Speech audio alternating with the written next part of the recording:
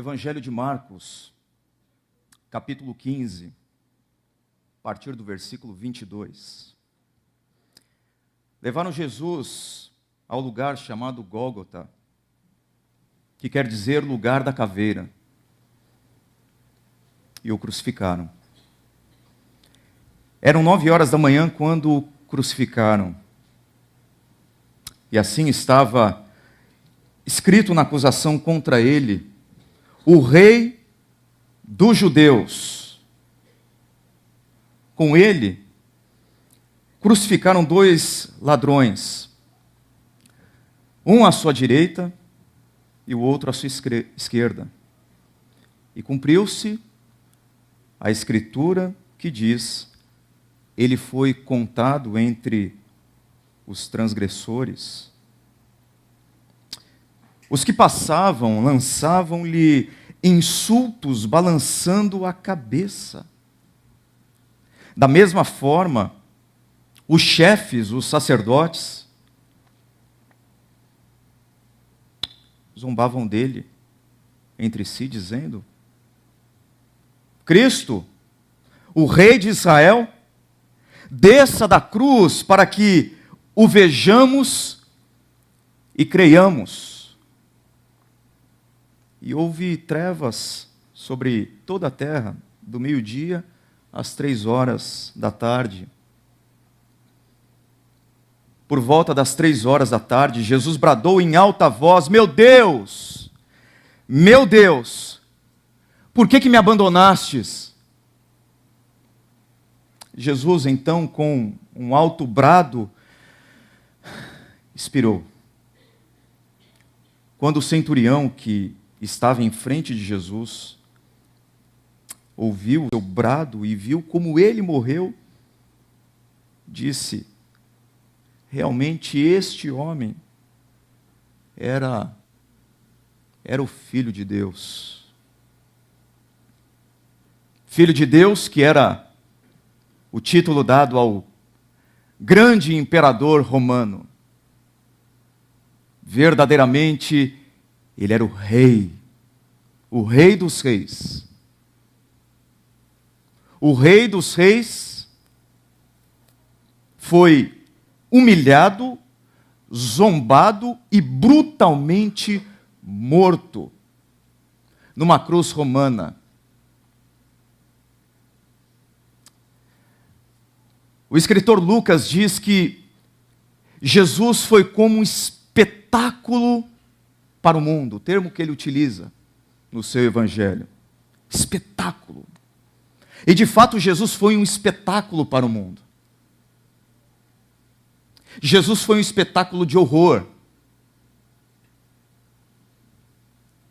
Mas por detrás desse trágico, triste, dramático, perverso espetáculo, havia um rei que, conquanto aparentemente derrotado, estava obtendo e garantindo a maior vitória de todas. É difícil de acreditar, porque a cruz em nada se parece com vitória, não é mesmo? Sobretudo quando vista a partir das lentes da cultura da Roma antiga. Apenas escravos e estrangeiros, acusados dos delitos mais graves, eram colocados e pregados numa cruz. E lá está o Rei dos Reis, nu, com seus braços estendidos, humilhado e zombado, por ser quem sempre de fato ele foi, o grande rei, não apenas de Israel, mas de todo o universo. Que nessa manhã nós consigamos enxergar para além dessa cruz e perceber em toda essa história a vitória do nosso rei. Feche seus olhos, vamos orar. Amado Deus, mais uma vez nós agradecemos por tão grande história, mas uma história que, apesar desses contornos de dor e de sofrimento e de tragédia, é uma história de amor, uma história de vitória, uma história de libertação, uma história de esperança. Que os nossos olhos se abram e que a luz do Senhor ilumine o nosso coração, para que todos consigam enxergar de maneira nítida e clara a vitória do grande Rei Jesus, em quem oramos. Amém. Os discípulos vivem ainda à sombra da sexta-feira. Foram homens e mulheres que seguiram Jesus por 3 anos. Homens e mulheres que depositaram todas as suas esperanças nesse homem, todas. Esperança de uma libertação política, esperança de uma libertação social, esperança de uma libertação espiritual. Eles apostaram todas as fichas em Jesus de Nazaré como o grande rei de Israel. Mas na sexta-feira fatídica, esse rei deu o seu último suspiro. Esses homens e mulheres que alimentavam todas as esperanças em Jesus, tiveram todas as suas esperanças massacradas e esmagadas pelos pregos que prenderam Jesus no seu lugar de morte. Então a sexta-feira fez nascer um medo angustiante no coração desses discípulos. É isso que a sexta-feira representa para eles. A sexta-feira representa a morte. A sexta-feira representa a desesperança. A sexta-feira representa a angústia. A sexta-feira representa a desilusão. A sexta-feira representa a dor na alma. A sexta-feira representa o choro. A sexta-feira representa o sofrimento mais agudo. A sexta-feira representa a própria morte. A sexta-feira, por conta de tudo isso, gerou um medo paralisante e angustiante no coração daqueles e daquelas que esperavam tanto, daquele que se auto-intitulava o Messias.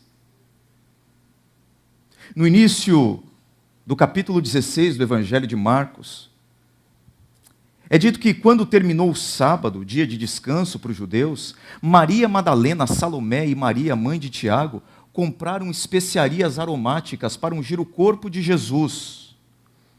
As especiarias aromáticas eram utilizadas com 3 finalidades básicas. Primeira, minimizar o mau cheiro da decomposição do corpo. Segundo, neutralizar o avanço dessa decomposição. Ou seja, preservar o corpo pelo maior tempo possível. E terceira finalidade, honrar o falecido, honrar a memória daquela pessoa. Mas em miúdos, a utilização dessas especiarias aqui aponta para o fato de que essas mulheres não acreditavam na possibilidade de Jesus Cristo ressuscitar dentre os mortos. Em outras palavras, elas estavam absolutamente confortáveis com a realidade da sexta-feira. O coração e a mente delas se conformaram com a sexta-feira. O texto segue dizendo que no primeiro dia da semana, bem cedo, ao nascer do sol, elas se dirigiram ao sepulcro, perguntando umas às outras: quem removerá para nós a pedra da entrada do sepulcro? Vejam vocês, essas mulheres estão agora no primeiro dia da semana, essas mulheres estão no domingo, mas o coração dessas mulheres continua preso na sexta-feira. Jesus é visto por essas mulheres como alguém que precisa de ajuda, não como aquele que cuida de todas as coisas. Jesus é visto por essas mulheres como alguém que está imóvel e não como aquele que move e controla todas as coisas. Jesus é visto por essas mulheres como um corpo morto e não como aquele que gera vida. Jesus já obtinha o domínio do universo nas suas mãos. E essas mulheres ainda pensam que Jesus não é capaz de remover uma pedra. Jesus já era um leão indomável, e essas mulheres ainda acreditam que Jesus é um cordeiro sacrificado. Os sentimentos delas estavam presos e assombrados pela sexta-feira. É só vocês perceberem a reação dessas mulheres quando o que elas veem como um jovem, mas que na verdade era um anjo, fala com elas a respeito da ressurreição. Observe a reação. Tremendo e assustadas, as mulheres saíram e fugiram do sepulcro e não disseram nada a ninguém porque estavam amedrontadas. Qual era o motivo de tanto medo? Qual era a razão de tanto lamento? Por que as esperanças dessas mulheres, por que os sonhos foram destruídos? Por que elas estão presas ainda na sexta-feira da paixão? Por que elas ainda olham para Jesus como um morto? E não como alguém que vive? Por uma razão simples. Por causa do ceticismo. Por causa da descrença. Por causa da falta de fé. Porque essas mulheres não acreditavam que Jesus iria fazer o que ele investiu 3 anos do seu ministério, dizendo o que aconteceria com ele depois da morte dele. Por várias vezes o evangelista Marcos narra Jesus contando aos discípulos que ele passaria sim pela morte, mas que após 3 dias ele venceria a morte. Mas ninguém acreditava nesse negócio. As pessoas estavam cegas e surdas frente à realidade de quem Jesus é. Para que essa não seja apenas uma dúvida ou um problema dessas mulheres, é interessante como que Marcos pinta esse quadro, cuja tônica principal, cuja cor primária é o medo, é a incredulidade. Maria Madalena foi e contou aos que com Jesus tinham estado. Eles estavam lamentando e chorando. Quando ouviram que Jesus estava vivo e fora visto por ela, o que aconteceu? Apesar disso, não creram. Depois Jesus apareceu, noutra forma, 2 deles, provavelmente os discípulos no caminho de Emaús, que Lucas registra muito bem, com muitos detalhes. Estando eles a caminho do campo, eles voltaram e relataram isso aos outros, mas também nestes eles, o quê? Não creram. A fonte do medo, do lamento, da tristeza, do choro, da desesperança, é a falta de fé. Ou seja, a fonte principal do medo, nesse caso, é o ceticismo, é a incapacidade de acreditar de todo o coração que Jesus Cristo está vivo. Por isso essas pessoas têm medo, por isso elas choram, por isso elas lamentam, por isso elas perderam todas as suas esperanças. Essa é a razão, é a descrença. Elas têm medo, porque para elas, Jesus ainda está morto, Jesus foi vencido pela morte. O que é a vida? O que é a sua vida sem o domingo? O que é uma vida vivida a partir da sepultura ocupada, e não a vida vivida a partir da pedra removida de dentro para fora? Como que você tem vivido hoje? Assombrado pela sexta-feira da morte brutal de Jesus? Ou você já vive à luz do domingo? Você vive ainda escravizado, paralisado, engessado pelos seus medos que decorrem da sua falta de fé no Cristo que ressuscitou? Ou você consegue viver livre dos seus medos porque você tem a convicção firme, indestrutível, de que a sexta-feira da paixão foi apenas uma etapa da vitória do rei que foi capaz de superar e sobrepujar e esmagar o maior de todos os inimigos, a morte.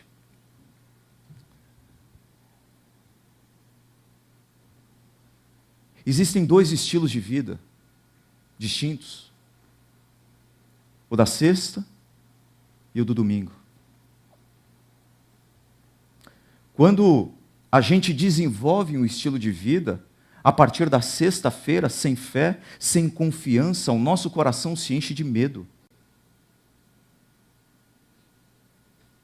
Muitas vezes nós estamos presos pelos nossos temores, porque o nosso coração ainda está na sexta-feira. E aí temos que criar subterfúgios para lidar com os nossos próprios medos. A nossa cultura tenta fomentar mecanismos artificiais para lidar com os seus medos. Na nossa cultura contemporânea, nós vencemos os medos decorrentes da sexta-feira da paixão com outra sexta-feira, a sexta-feira da diversão. A sexta-feira se tornou o símbolo da diversão, o símbolo da celebração, o símbolo da alegria, o símbolo da balada, o símbolo dos bares, o símbolo do álcool, o símbolo da zoeira, o símbolo do sexo casual. Criou-se até um termo novo, que eu sei que vocês recebem toda sexta-feira no WhatsApp de vocês. Sextou. Sextou. Ou seja, chegou a sexta-feira. É dia de libertação, é dia de alegria, é dia de festa. E essa sexta-feira passou a ser algo para entorpecer a nossa mente, sabotar o nosso coração diante da realidade dos nossos medos que emergem do nosso ceticismo. Agora, quando a gente desenvolve um estilo de vida a partir do domingo, não são necessários anestésicos. Não são necessários mecanismos artificiais de alívio do medo e do sofrimento. Nós vencemos os nossos medos, não com a força da sexta-feira da diversão. Nós vencemos os nossos medos com a força de uma fé depositada no domingo da ressurreição. Quais são os seus medos? O que você mais teme? E geralmente o que você mais teme é aquilo em que você mais confia. Nessa semana nós fizemos uma pesquisa no Instagram da Chácara. E elencamos ali alguns medos que as pessoas têm. E eu vou trazer para vocês o que muitas e muitas pessoas disseram ser os seus medos. E eu vou colocar isso em ordem. Quais são os medos das pessoas? Em 10º lugar, medo de Deus. Medo de um Deus carrasco. Medo de um Deus punitivo. Medo de um Deus carrancudo. Medo de um Deus que mais se parece um chefe cósmico, mal-humorado, que está pronto a destruir a sua vida e estragar os seus prazeres no seu primeiro tropeção. Em 9º lugar, medo da morte. Em 8º lugar, medo do fracasso. Medo de decepcionar alguém. Em 7º lugar, medo da rejeição.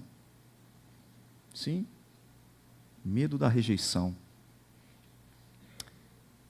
Em 6º lugar, Medo do desemprego, de perder os seus benefícios, de não ter com que sustentar a sua casa, a sua família, de perder alguns privilégios que você tem atualmente. Em quinto lugar, medo da violência doméstica, da violência urbana. Você sai da sua casa e você vive olhando para todos os lados, você vive num estado constante de estresse e de alerta, porque você tem medo da violência. Em quarto lugar, medo da doença. Medo de que alguma notícia venha pela boca do seu médico que faça com que você perca a sua perspectiva em relação ao seu futuro. Uma doença que venha a ceifar a sua vida, a roubar a sua vida, a roubar o seu futuro de uma hora para outra. O medo que essa doença venha fazer com que você se torne alguém incapaz e dependente. Como aconteceu com uma história que eu li recentemente, da Johnny Tada. Eu não sei se vocês já ouviram falar nessa mulher. Ela tem uma biografia absolutamente fantástica. Johnny Tada. Uma autobiografia fantástica. E essa mulher, quando tinha os seus 17 anos, sempre uma jovem ativa, esportiva, linda, com um futuro promissor pela frente, brilhante. Foi dar um mergulho e ela não mediu a profundidade da água,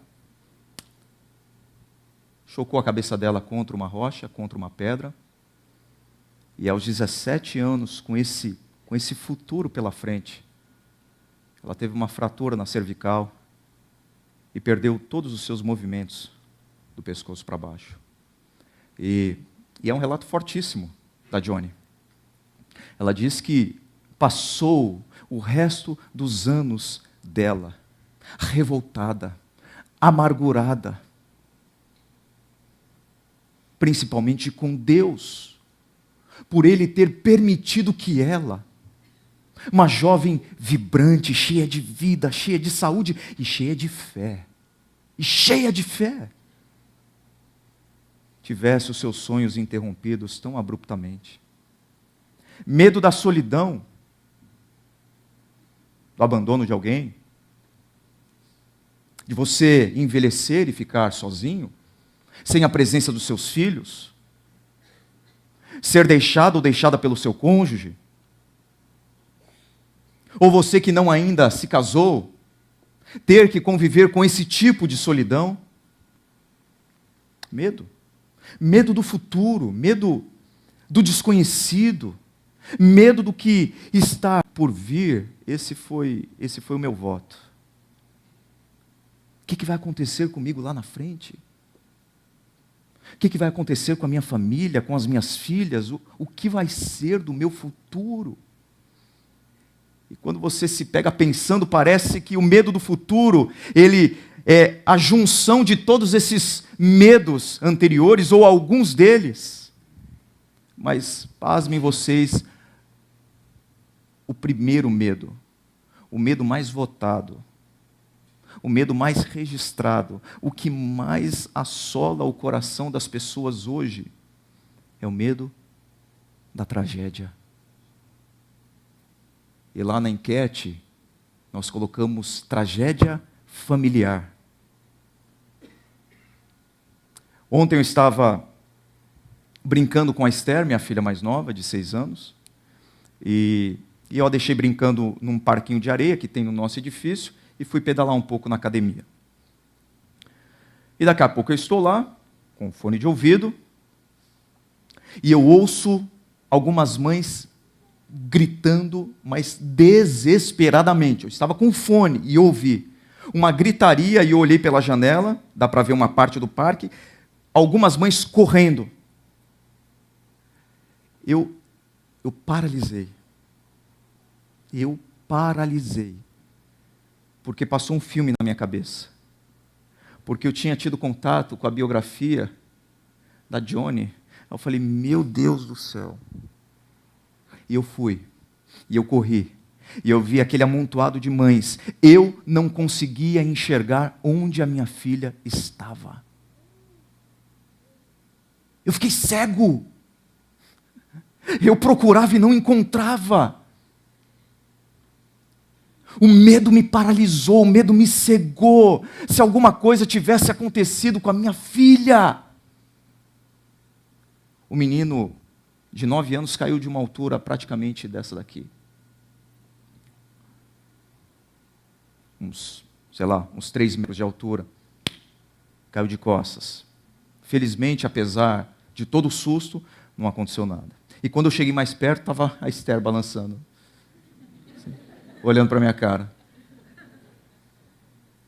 Medo, pavor, tragédia. Agora, posso falar uma coisa para vocês? Talvez eu até ofenda você, mas é uma autoofensa, é uma autocrítica. Então, absorva isso como alguém que está falando por experiência própria. Talvez isso sirva para você. Eu vou dizer, eu me atrevo a dizer, que grande parte dos medos que eu tenho são medos gerados pela minha falta de fé, pela minha incapacidade de crer no fato histórico e confiar no fato histórico de que o Rei dos Reis ressuscitou e está vivo e guardando a minha vida. Por isso que eu temo muitas dessas coisas. Porque às vezes eu intelectualmente creio que Jesus Cristo venceu a morte, mas o meu coração ainda não repousa tranquilamente nesse fato que Jesus Cristo está vivo e reina. A ressurreição dá luz e sentido para a nossa história. É isso que eu estou dizendo. Influencia a maneira como nós enxergamos a vida, como nós nos relacionamos, como nós encaramos os nossos medos. O texto continua dizendo, mas quando foram verificar, viram que a pedra, que era muito grande, havia sido removida, entrando no sepulcro, viram um jovem vestido de roupas brancas, assentado à direita, e ficaram amedrontadas. Não era um jovem, era um anjo. Os outros evangelistas contam que era um anjo. Aqui é o relato dessas mulheres. E provavelmente quando elas entraram, apavoradas naquele sepulcro, elas não viram um anjo, elas viram um jovem. Porque o medo faz isso com a gente. A falta de fé e o ceticismo vão gerar exatamente essa leitura da nossa realidade. Qual leitura da nossa realidade? Que muitas vezes nós estamos diante de um anjo e nós enxergamos apenas um jovem. Agora, quando o nosso coração está cheio de fé e de esperança, nós olhamos para um jovem e conseguimos enxergar um anjo. Eu estou usando metaforicamente isso para dizer para vocês que quando o nosso coração está cheio de fé, cheio de confiança no Cristo que ressuscitou e rege a nossa história, e rege a nossa vida, e rege o nosso casamento, e rege os nossos filhos, e rege os vales escuros pelos quais nós passamos, nós conseguimos enxergar o extraordinário e o sobrenatural de Deus ao nosso redor. Mas quando nós não acreditamos que o Cristo, que é Rei de todo o universo, está governando e regendo a nossa vida, nós olhamos para um anjo e enxergamos um jovem. Nós não temos a capacidade e a sensibilidade de perceber o agir e o mover sobrenaturais de Deus na nossa história. Mas olha o que esse anjo diz para essas mulheres: não tenha medo. Não tenham medo. Você pode ler comigo? Não tenham medo. Não tenham medo. Esse é o mandamento mais popular da Bíblia. É a ordem mais citada nas Escrituras. É a expressão mais repetida por Deus, de Gênesis a Apocalipse. Não tenham medo, não tenha medo. Por quê? Porque Deus conhece o nosso coração. Deus sabe que o medo persegue você. Deus sabe que você tem medo. Talvez de coisas diferentes daquelas que nós elencamos aqui, mas Deus sabe que o seu coração, ele sempre está ameaçado pelo medo angustiante, paralisante. Mas a questão é, por que não ter medo? E o anjo diz: vocês estão procurando Jesus, o Nazareno, que foi crucificado. Ele ressuscitou, não está aqui. Vejam o lugar onde o haviam posto. Vão e digam aos discípulos dele, a Pedro: ele está indo adiante de vocês para a Galileia, lá vocês o verão, como ele disse. E aí novamente eu chamo você para participar da leitura do texto, que esse é o ponto fundamental da nossa fé e é a afirmação mais brilhante do cristianismo, mais fundamental do cristianismo. Ele ressuscitou, é por isso que nós estamos aqui. Ele ressuscitou. Sem a ressurreição, Jesus seria mais um mártir, morto injusta e cruelmente. Mais um da história. Sem a ressurreição, Jesus poderia ser um outro judeu louco, com mania de grandeza, que se auto-intitulava rei de Israel. Sem a ressurreição, a nossa fé é inútil, é vã. Sem a ressurreição, a nossa vida não tem sentido. Sem a ressurreição, nós estamos entregues a nós mesmos. Sem a ressurreição, a nossa vida se parece com aquilo que Shakespeare disse: que a vida é uma história contada por um idiota, cheia de som e fúria, não significando nada. Sem a ressurreição, Shakespeare está correto. Ele está certo. Mas qual a notícia? Ele ressuscitou. Jesus Cristo está vivo. Jesus Cristo venceu a morte. Essa é uma afirmação histórica.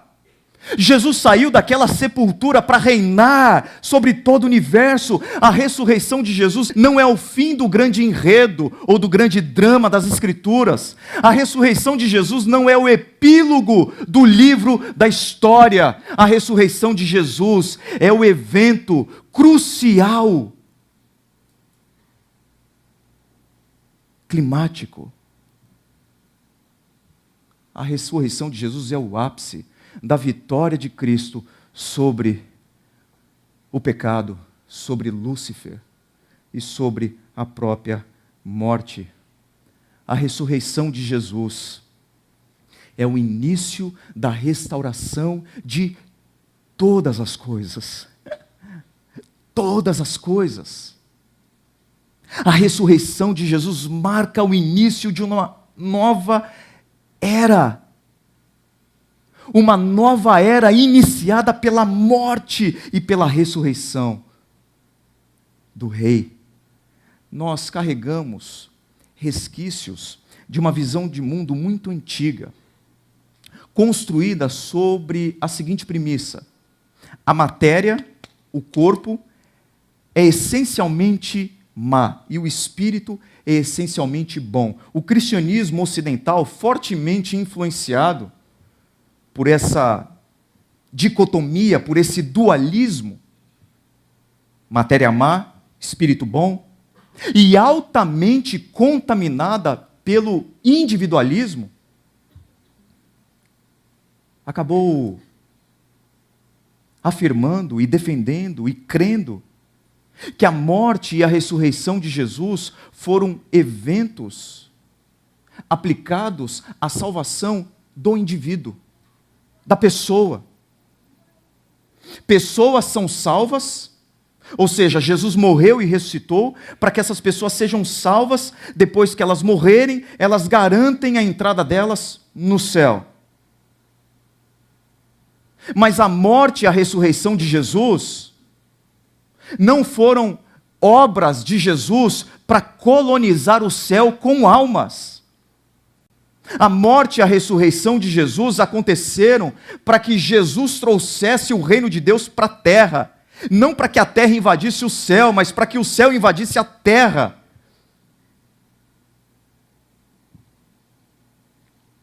Em outras palavras, a ressurreição de Jesus tem implicações presentes, históricas e cósmicas, universais. É uma ressurreição para restaurar todas as coisas. Jesus Cristo morreu e ressuscitou não apenas para salvar indivíduos, Jesus Cristo morreu e ressuscitou para resgatar a criação de Deus das consequências desastrosas, da disformidade e caos gerados pela rebelião humana, a fim de que Ele restaurasse toda a criação de Deus novamente. Mas a ressurreição de Jesus também aponta para o dia em que o Rei, que já inaugurou o reino de Deus na terra, virá para consumá-lo. E todos aqueles que dobraram os seus joelhos diante desse Rei serão convidados para participarem de um mundo sem choro, sem dor, sem sofrimento, sem lágrimas, sem angústia, sem ansiedade, sem temores, sem assombro, sem solidão, sem fracasso, sem medo. Jesus ressuscitou para construir uma nova criação, para renovar todas as coisas. E essa ideia fica muito clara no ensino do apóstolo Paulo, quando ele diz: portanto, se alguém está em Cristo, é nova criação. Muitas pessoas traduzem esse versículo, ou esse termo, como nova criatura, aplicando a obra de Jesus para o indivíduo. Mas todos os usos que Paulo faz dessa palavra aí, principalmente na carta que ele escreveu aos Romanos, tem a ver com criação e não como criatura. Ou seja, Jesus veio para estabelecer não apenas novas criaturas, pessoas diferentes e pessoas transformadas, ele veio para renovar o universo, toda a criação. Ele já iniciou esse processo, mas ele prometeu que vai concluí-lo e consumá-lo no fim de todas as coisas. Agora, quando eu ouço tudo isso, eu penso: legal, isso é demais, isso é fantástico, isso é brilhante, isso é incrível, mas o que toda essa transformação cósmica, universal, tem a ver com a minha vida aqui e agora?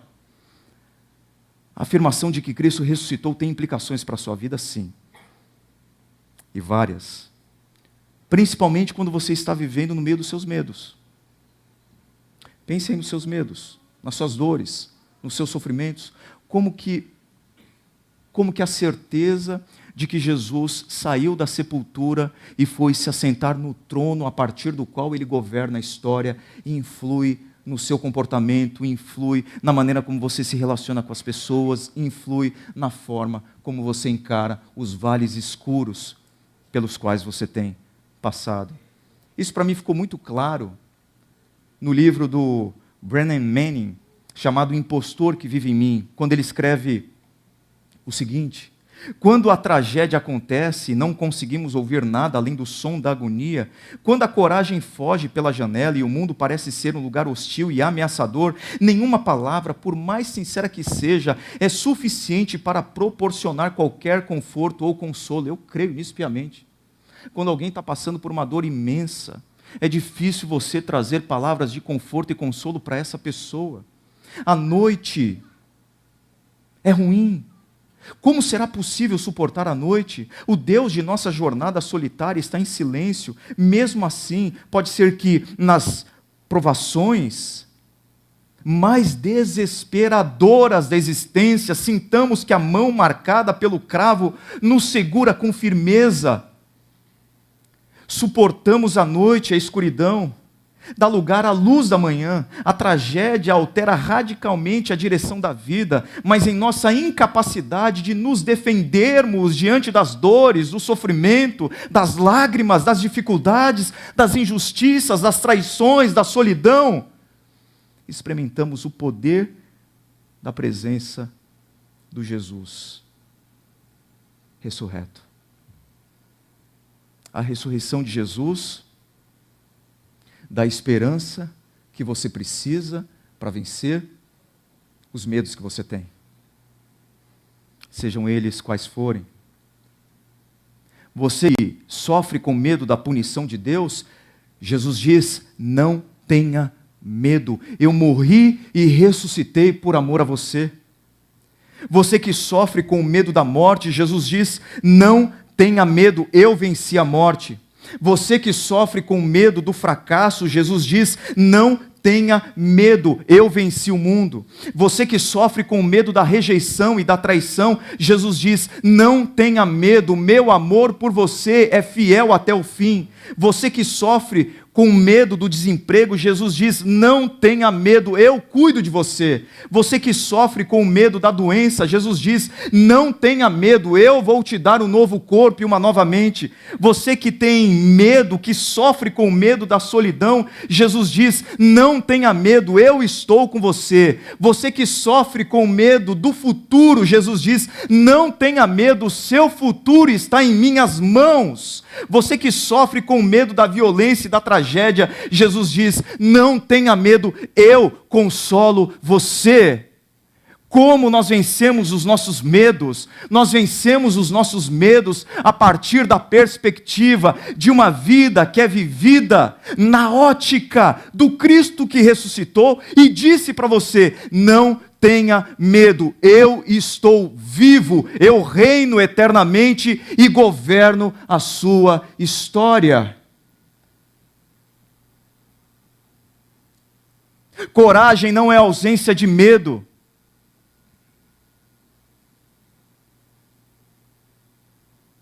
Coragem é a habilidade de superar os nossos medos com a fé firme que olha para a sepultura de Jesus e não acha ali ninguém, porque Ele ressuscitou.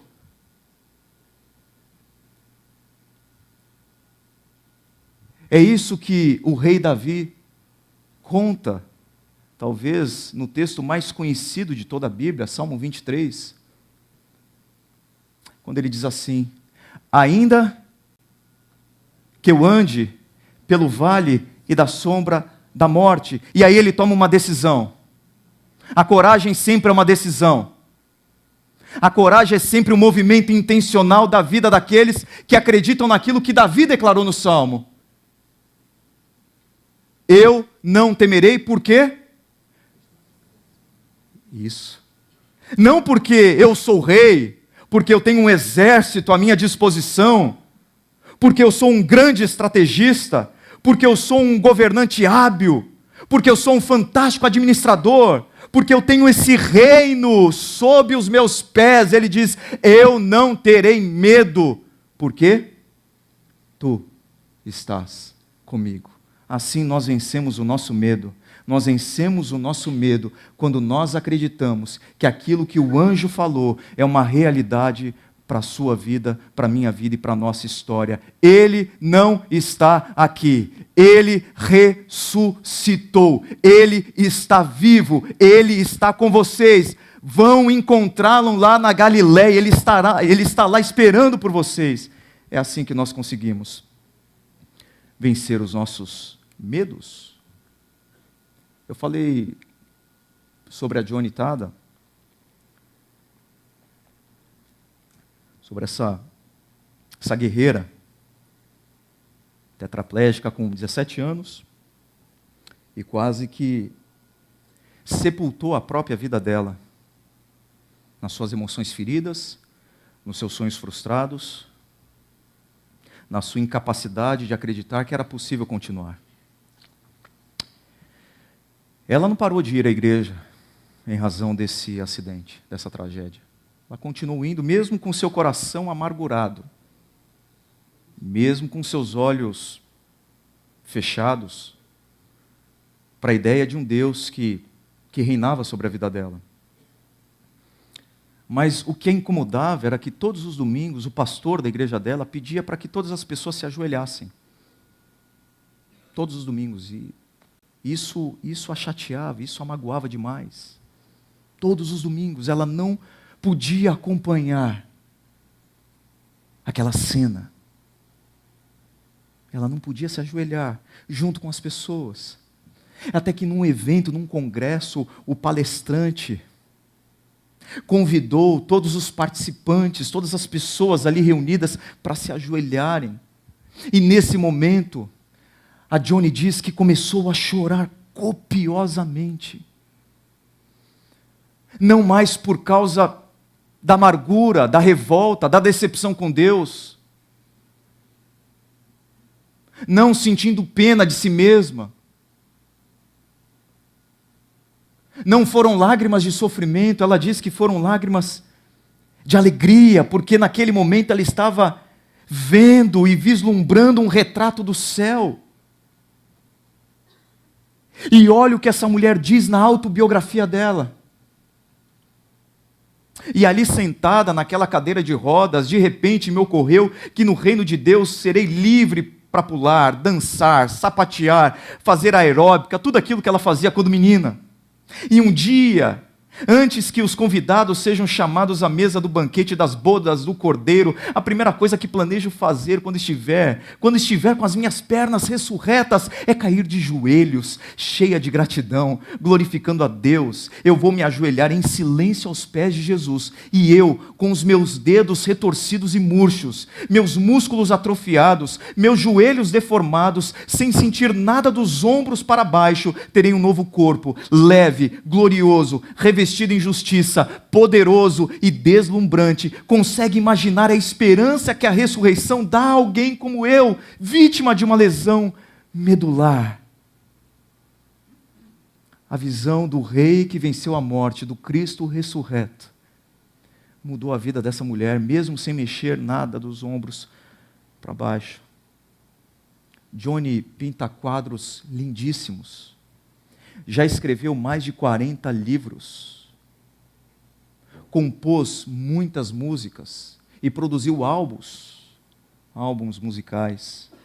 Protagonizou um filme sobre a sua própria vida e hoje é defensora dos direitos de pessoas com deficiência. A vida dela mudou pela visão da ressurreição. O corpo dela não mudou. As mãos não mudaram, os braços não mudaram, as pernas não mudaram.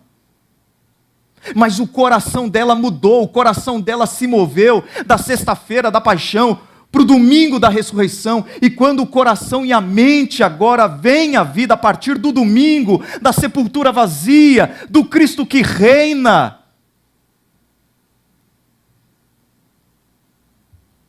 essa pessoa consegue lidar, mesmo com a tragédia, na perspectiva de alguém que perdeu os movimentos do corpo, jamais a esperança.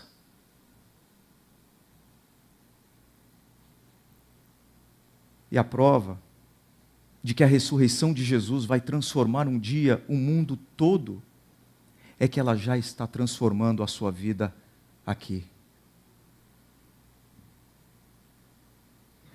Qual vai ser a maneira do mundo, da nossa cidade, ser impactada com a notícia de que o rei veio inaugurar o reino de justiça, de paz, de alegria, de felicidade, de prosperidade, e que um dia irá consumá-lo? Como que o mundo vai saber disso? Através da nossa transformação. Nós, a igreja, é responsável por antecipar e sinalizar na história o reino vindouro de Jesus. Para que nós tenhamos a coragem de dizer isso ao mundo, nós precisamos incorporar esse reino vindouro, nós precisamos colonizar a cidade de Campinas com a ética do Cristo ressurreto. A prova de que a ressurreição de Jesus vai transformar um dia o mundo todo é que ela já está transformando a sua vida. E diante disso, eu quero te fazer essa pergunta. Simples, direta. Se você está aqui hoje, é porque em algum grau você tem interesse em saber um pouco mais desse Cristo que a gente diz que ressuscitou. Ou você está aqui porque você acredita piamente nisso, que Ele ressuscitou. A pergunta é, para qual medo, para qual área da sua vida você precisa ouvir o Jesus ressurreto dizendo, não temas? Para qual área? Então ouça agora a voz de Jesus dizendo, eu não sei quais são os seus medos, eu não sei o que tem apavorado você, eu não sei o que tem feito você chorar, eu não sei o que tem roubado a sua paz, o seu sono, o que tem sabotado as suas esperanças. Mas a voz poderosa de Jesus precisa falar no fundo do seu coração nessa manhã. Não temas, não temas. E a segunda pergunta que eu faço para você é essa. Você já rendeu toda a sua vida ao governo desse rei vitorioso? Eu vi uma vez o pastor Tim Keller dizendo que a ressurreição faz do cristianismo a religião mais irritante do mundo. Não existe religião mais irritante do que essa, que acredita na ressurreição. Porque se a ressurreição de fato aconteceu, se é um evento na história da humanidade, tudo aquilo que Jesus disse a respeito dele é verdade. E se tudo aquilo que ele disse a respeito dele é verdade, você não tem outra opção a não ser centralizar, ressignificar, reorientar toda a sua vida na pessoa desse rei. Não tem outra solução. Ou ele é rei da sua história e da sua vida, ou ele é mais um louco varrido que pisou as estradas empoeiradas da Palestina do primeiro século.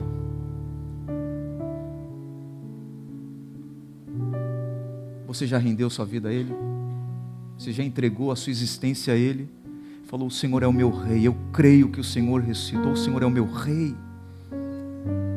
Por isso que nessa manhã, eu não fiz uma abordagem, digamos, apologética, trazendo aqui as evidências históricas da ressurreição de Jesus. Porque para mim, o maior problema de se acreditar na ressurreição não é a ausência de fatos históricos que corroboram para a historicidade da ressurreição de Jesus. Ou seja, não é um problema intelectual. O grande problema com a ressurreição é um problema do coração, porque se a ressurreição de fato aconteceu, eu preciso submeter toda a minha vida ao Rei e fazer com que a minha vida orbite a ressurreição dele. Ou seja, o problema com a ressurreição não é a ausência de provas, o problema com a ressurreição é a exigência que a ressurreição de Jesus faz para você, para que você se renda a Ele. Se você crê na ressurreição de Jesus, toda a sua vida, o seu casamento, a educação dos seus filhos, o trabalho que você desenvolve na empresa, a forma como você lida e trata os seus funcionários, o jeito com que você atravessa situações difíceis na sua vida, tudo na sua caminhada, tudo na sua existência deve ser centrada na ressurreição. Você já rendeu toda a sua vida ao governo do Rei vitorioso? Se você ainda não rendeu, o convite que eu faço para você nessa manhã é para que você celebre a ressurreição de Jesus, reorientando toda a sua vida a partir dela e entregando todo o seu ser ao Rei Jesus. Feche seus olhos.